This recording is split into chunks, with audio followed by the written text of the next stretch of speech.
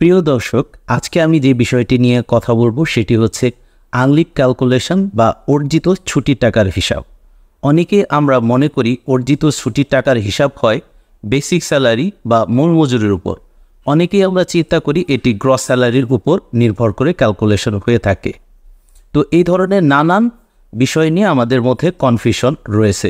যদি আমাদের আনলিভের হিসাব সম্পর্কিত বিষয়ে কনফিউশন থাকে তাহলে এই ভিডিওটি দেখে আপনি সহজেই আনলিভ ক্যালকুলেশন শিখে যাবেন। একটি উদাহরণের মাধ্যমে আমরা এই আনলিভ ক্যালকুলেশনটি আপনাদেরকে দেখাবো। So let's go on screen. বাৎসরিক ছুটি, অর্জিত ছুটি বা আনলিভের হিসাব। একটি উদাহরণ, মোহাম্মদ জামাল অপারেটর, মাসিক মোট মজুরি 14,247 টাকা, মূল মজুরি 7,882 টাকা। তাহার চাকরির বয়স 1 বছর 10 দিন। তিনি গত বছর 52 দিন সাপ্তাহিক ছুটি, 12 দিন উৎসব ছুটি, 2 দিন পীড়া ছুটি, 8 দিন নৈমিত্তিক ছুটি ভোগ করেছেন। এছাড়াও তিনি 5 দিন কর্মস্থলে অনুপস্থিত ছিলেন। বাকি দিনগুলো তিনি যথাযথভাবে প্রতিষ্ঠানে উপস্থিত ছিলেন। তাহার বাৎসরিক ছুটির নগদায়নের হিসাব কত হবে?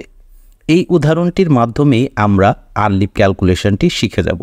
শুরুতেই বলে নিই, বাংলাদেশ শ্রম আইন 2006 অনুযায়ী প্রতি 18 কর্মদিবসের জন্য 1 দিন আনলিভ, অর্থাৎ প্রতি 18 দিন যদি আপনি উপস্থিত থাকেন তাহলে তার জন্য 1 দিন আনলিভ পাবেন। তাহলে আপনার শুরুতেই মোট উপস্থিত দিন ক্যালকুলেশন করতে হবে। তো আমরা যে মোহাম্মদ জামালের উদাহরণটি দিয়েছি, তিনি সাপ্তাহিক ছুটি 52 দিন, উৎসব ছুটি 12 দিন, পীড়া ছুটি 2 দিন, নৈমিত্তিক ছুটি 8 দিন, অনুপস্থিত 5 দিন, সর্বমোট 79 দিন হচ্ছে তিনি কর্মস্থলে ছিলেন না। তাহলে আমরা জানি 1 বছর সমান 365 দিন।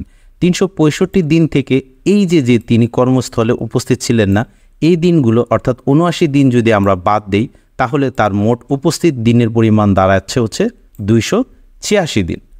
এখন আমরা এই 286 দিনকে যদি 18 দিয়ে ভাগ করি তাহলেই অর্জিত ছুটির দিন বের হবে।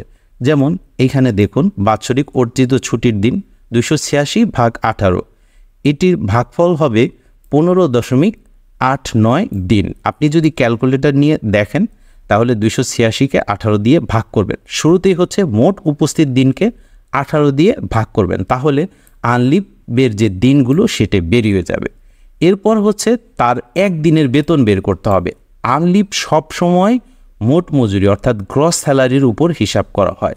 তার সারা মাসের গ্রস স্যালারি হচ্ছে 14,247 টাকা।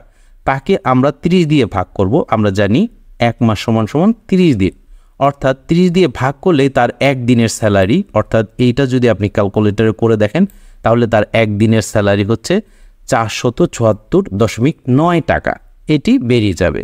এখন আমরা যে কাজটি করব, এই যে আনলিভের দিন এবং এই টাকার পরিমাণ, এই দুটোর গুণফলই হচ্ছে বাৎসরিক অর্জিত ছুটির টাকা। দেখেন আমরা এটা গুণ করেছি এবং গুণ করলে এটির গুণফল এসেছে, ক্যালকুলেটর নিয়ে আপনি করে দেখতে পারেন, 7,546.16 টাকা। অর্থাৎ আমি আবারও বলছি, প্রথমেই মোট উপস্থিত কর্ম দিবসের সংখ্যা বের করে নিতে হবে, তারপরে তার 1 দিনের বেতন বের করে নিতে হবে এবং দুটির গুণফল করলেই বাৎসরিক অর্জিত ছুটির টাকার পরিমাণ বেরিয়ে আসবে। আরেকটি জিনিস এখানে উল্লেখ করার মতো বিষয়, সেটি হচ্ছে 2015 সালের শ্রম বিধিমালায় একটি বিষয়ের উল্লেখ রয়েছে, সেটি হচ্ছে প্রাপ্ত ছুটির অর্ধেকের বেশি নগদায়ন করা যাবে না। অর্থাৎ আপনি যে প্রাপ্য ছুটি, এখানে যেমন 15.89 এসেছে, এটির অর্ধেকের বেশি শ্রম বিধিমালা অনুযায়ী নগদায়ন করা যাবে না। অর্থাৎ আপনি হয়তো 8 দিন নগদায়ন করতে পারবেন সর্বোচ্চ, অর্ধেক। আমরা 7.5 একটু বেশি আসে অর্ধেক করলে, তো ধরে নিলাম 8 দিনের টাকা আপনি নগদায়ন করতে পারেন। তখন কিন্তু 8 দিয়ে গুণ দিলেই এই বাৎসরিক ছুটির টাকা বেরিয়ে যাবে। কিন্তু বাস্তবে আমরা বেশিরভাগ প্রতিষ্ঠানেরই দেখি যে পুরো টাকাটাই এনক্যাশমেন্ট করে দেয় বা নগদায়ন করে দেয়। এই জন্যই আমরা পুরো দিনের সাথেই এই ক্যালকুলেশনটা দেখিয়েছি। আশা করি বিষয়টি বুঝতে পেরেছেন। যদি না বুঝে থাকেন তাহলে পরবর্তীতে আমাদেরকে কমেন্ট করে জানাবেন, তাহলে আমরা বিষয়টি আরও বেশি ক্লিয়ার করে দিব। ধন্যবাদ সবাইকে।